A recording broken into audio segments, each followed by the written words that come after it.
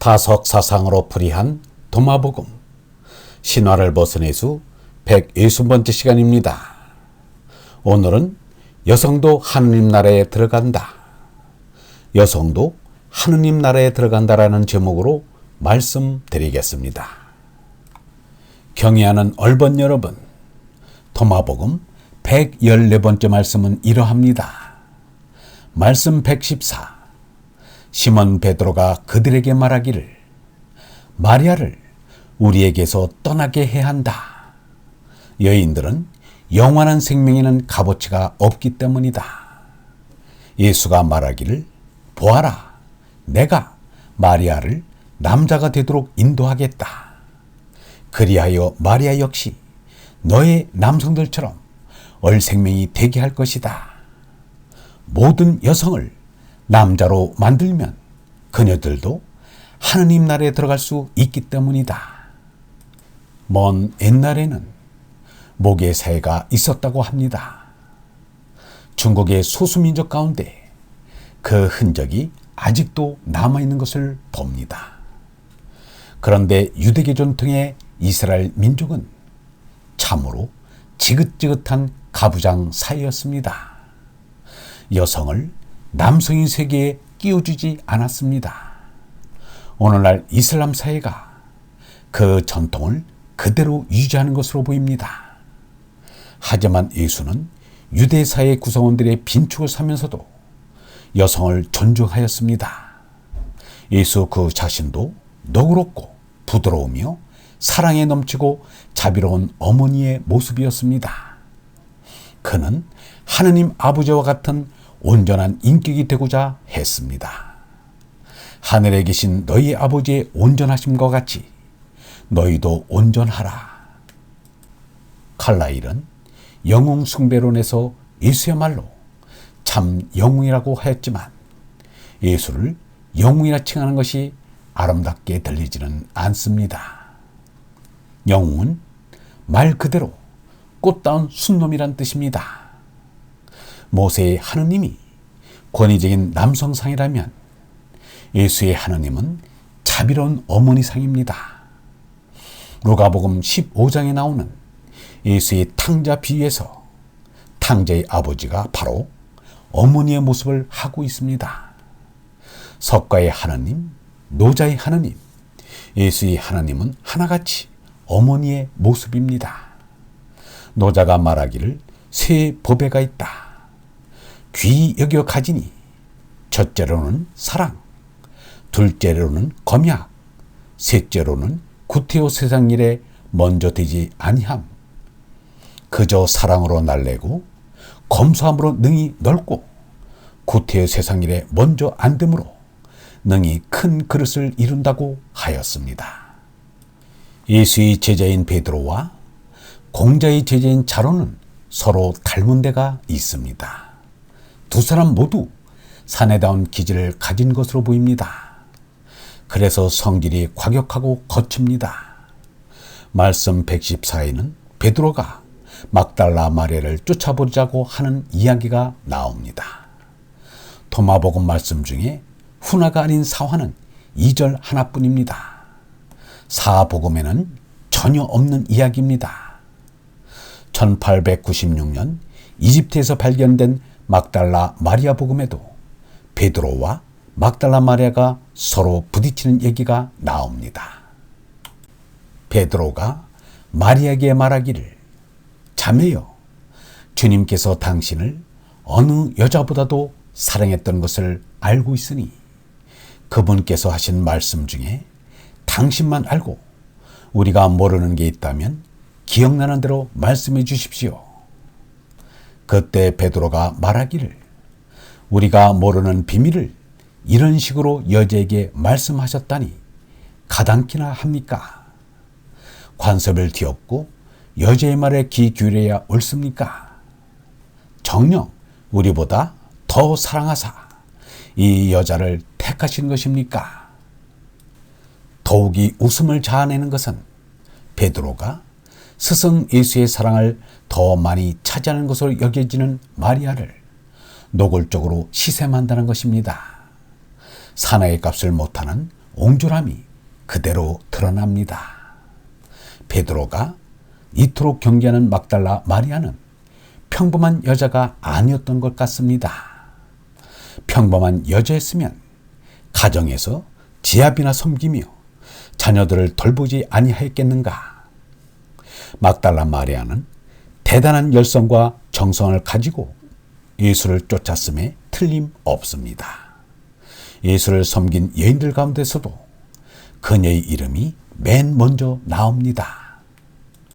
그 뒤 예수께서는 여러 도시와 마을을 두루 다니시며 하나님 나라를 선포하고 그 복음을 전하였는데 12 제자도 같이 따라다녔다. 또 악령이나 질병으로 시달리다가 나은 여자들도 따라다니는데 그들 중에는 7마귀가 나간 막달라 여자라고 하는 마리아와 헤로데의 신하 쿠자의 아내인 요한나, 그리고 수산나라는 여자를 비롯하여 다른 여자들도 있었다. 그들은 자기네 재산을 바쳐 예수의 일행을 돕고 있었다. 예수가 십자가에 못 박혀 죽을 때에도 남자 제자들은 매를 본 꿩병아리처럼 모두 어디론가 숨어버렸는데 여자 제자들은 그 자리에 있었다고 사복음서는 전합니다. 또 거기에는 멀리서 이 광경을 바라보고 있던 여자들도 많았는데 그들은 갈릴레에서부터 예수께 시준들며 따라온 여자들이었다.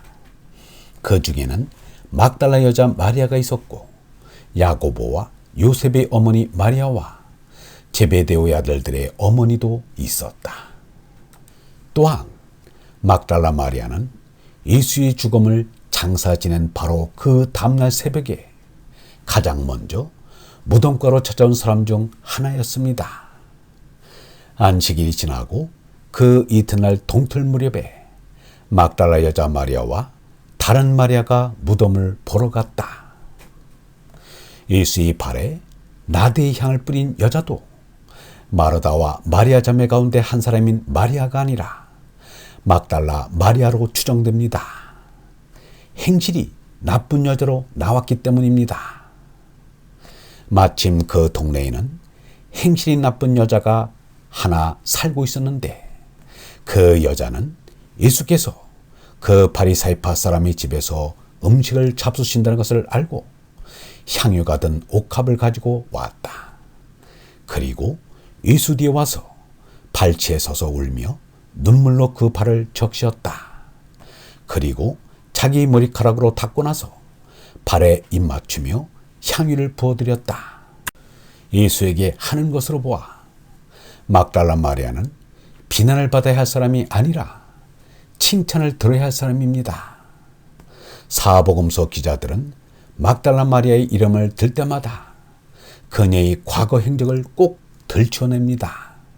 그 속내를 알 수 없습니다. 지나간 것은 잘했으나 못했으나 지나간 일인 것입니다. 이 사람은 막달라 마리아가 예수의 제자 노릇을 훌륭히 해냈다고 봅니다. 말씀 114에서 예수는 막달라 마리아를 남자로 만들어 하느님 나라에 들어가게 할 터이니 그녀를 가지고 괴롭히지 말라고 합니다. 이 말씀은 불교의 붓다 말씀과 꼭 같습니다.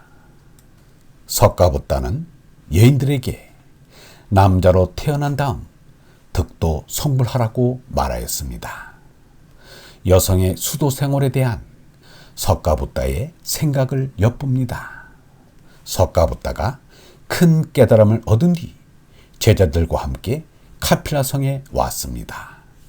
석가붓다가 어려서 놀던 냐꾸로다 동산에 앉아 있는데 이 모이면서 계무인 마프라자 바티 부인이 석가붓다를 찾아왔습니다. 부인들도 출가하여 석가붓다의 가르침을 받게 해달라고 간청하기 위해서였습니다.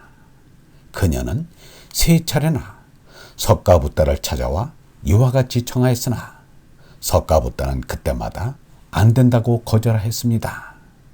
석가붓다가 중림 정세에 머물고 있는데 하루는 마프라자 파티 부인이 머리를 깎고 승복을 입은 모습으로 석가족의 여인들을 대동하고 중림정사로 찾아왔습니다. 먼 길을 맨발로 걸어서 눈물을 흘리며 집을 떠나온 것입니다. 그 모습을 본 아난다는 얼른 붓다에게로 가서 이를 알리고 여인들의 출가를 허락해달라고 간청하였습니다. 그러나 석가붓다는 아난다야, 여인의 출가를 허락하라고 청해서는 안 되느니라 라고 하였습니다. 두 번이나 거절을 당한 아난다는 이렇게 말하였습니다. 아난, 붓다님이시여, 비록 여인이라도 붓다님 법에 출가하여 지성으로 도를 닦으면 또한 깨달음을 얻을 수 있지 않겠나이까. 붓다, 그러하다. 여인도 이 법에 들어와 지성으로 도를 닦으면 깨달음을 얻을 수 있을 것이다.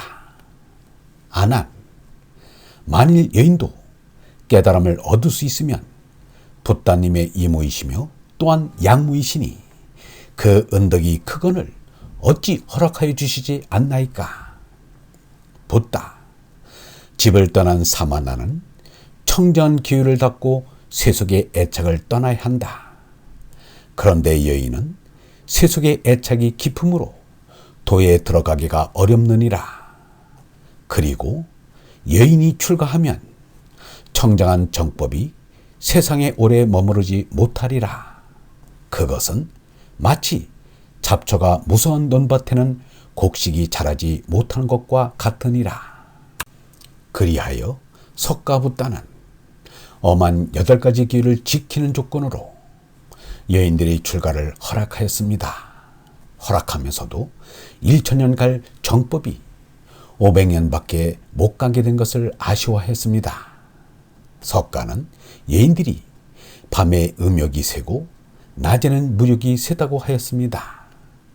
말씀 114에서 예수가 마리아를 남자로 만들겠다는 것은 정말로 마리아를 남자로 성전환을 시키겠다는 것이 아닙니다.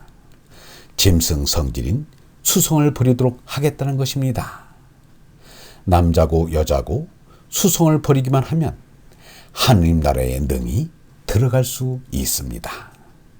얼라는 남녀를 초월한 하나님의 생명입니다. 하나님은 남녀를 초월한 얼생명입니다. 조선의 문신 퇴계 이황은 저를 따르는 기녀 두양을, 역시 조선의 학자인 율곡 이인은 자신을 따르는 기녀 유지를 남자로 만들었다고 할 수 있습니다. 사랑하되 성교를 하지 않았기 때문입니다. 예수가 막달라 마리아를 몸으로 범접하지 않은 것이 마리아를 남자로 만드는 것입니다. 얼번 여러분, 하느님 나라는 남자든 여자든 남녀를 초월한 영성인만이 갈 수 있습니다. 다시 말하면 얼나로 거듭나 몸나의 유한선을 벗어버릴 때 영원 무한의 하나님이 자녀가 될 수 있습니다. 영성신학원 다석 아카데미의 하늘소리였습니다.